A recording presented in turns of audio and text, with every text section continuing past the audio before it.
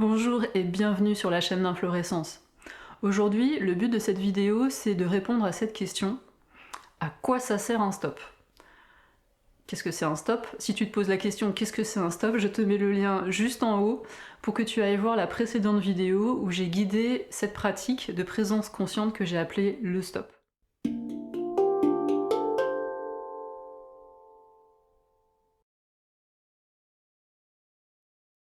Alors à quoi ça sert un stop? Bah déjà, un stop, je l'ai un peu dit déjà dans la précédente vidéo, le but c'est de prendre de tes nouvelles. On consulterait l'écran de nos smartphones en moyenne plus de 200 fois par jour. 200 fois par jour. 221 fois, je crois, quelque chose comme ça. Et c'est énorme, et c'est une moyenne. Et toi, tu te consultes toi-même combien de fois par jour?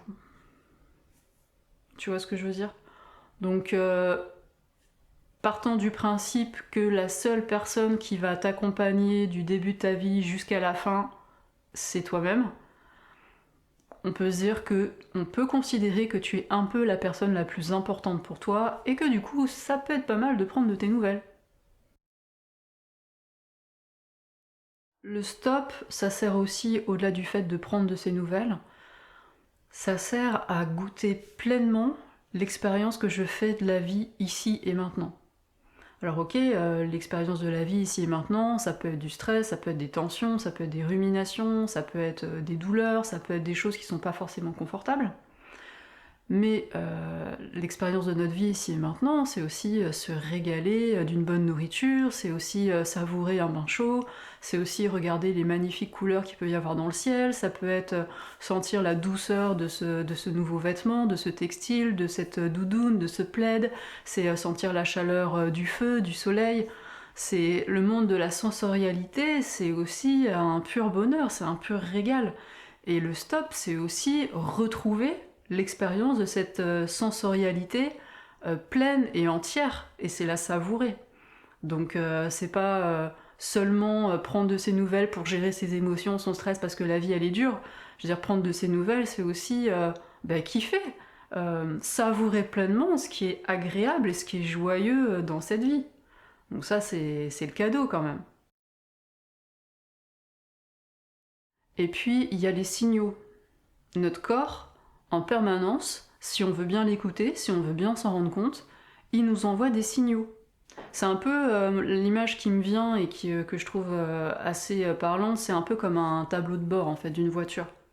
Quand dans ta voiture, t'as un voyant, le voyant d'essence qui s'allume par exemple, bah tu sais que ton réservoir va bientôt être vide et tu sais qu'il faut faire le plein. Qu'est-ce qu'on fait, nous, en général, avec les signaux de notre corps? Bah on les ignore. On les ignore.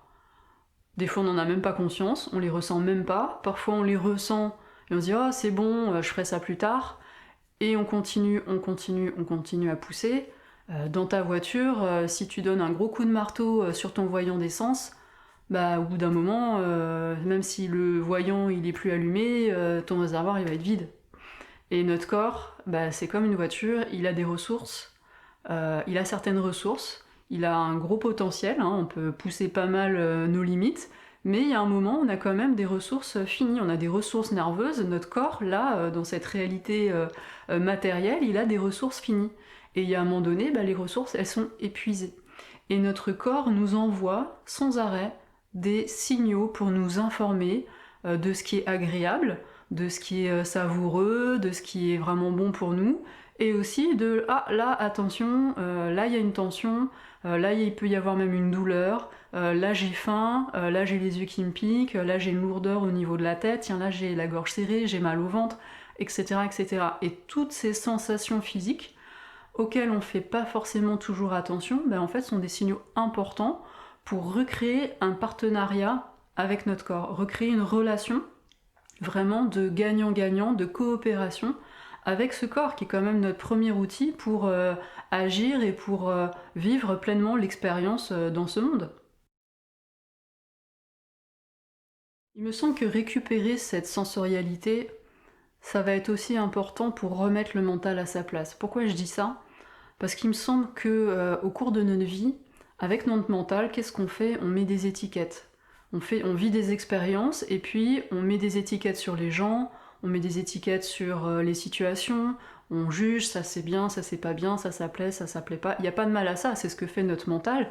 Il catégorise, il trie les choses, il analyse, il met des tags, hein, vraiment des étiquettes sur les choses, sur les gens, sur les situations, sur tout un tas d'expériences que nous faisons, et en premier sur nous-mêmes, bien sûr. On se met des étiquettes sur soi-même, j'ai telle et telle qualité, ça je peux pas, etc. Et tout est bien comme ça, enfermé, quadrillé, voilà. Et ça donne une sensation de maîtriser, de contrôler les choses, ça donne un profond sentiment de sécurité au mental, au niveau mental, et c'est ce qu'il fait.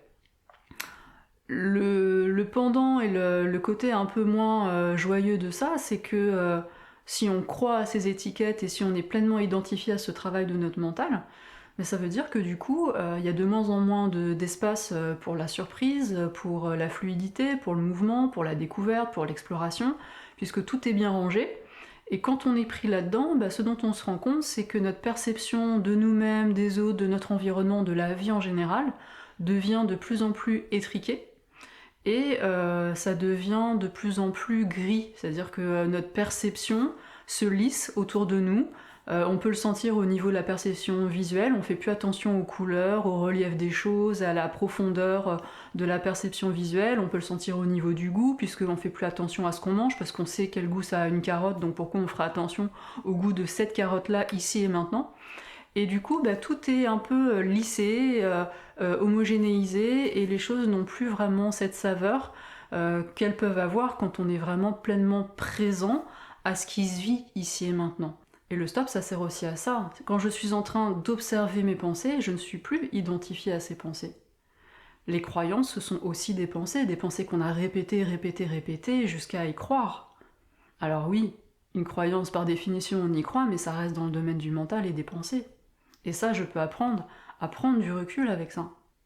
Donc le stop, ça sert aussi à ça, à prendre du recul avec ce mental et à se désidentifier de tout ce qu'il fait, ce mental. Ce mental est très utile, hein. Il n'est pas question de dire ici le mental c'est mal, il faut se taire, il faut plus penser. Non, c'est pas ça. Le mental, il fait ce qu'il a à faire, c'est parfait, c'est très utile, c'est précieux.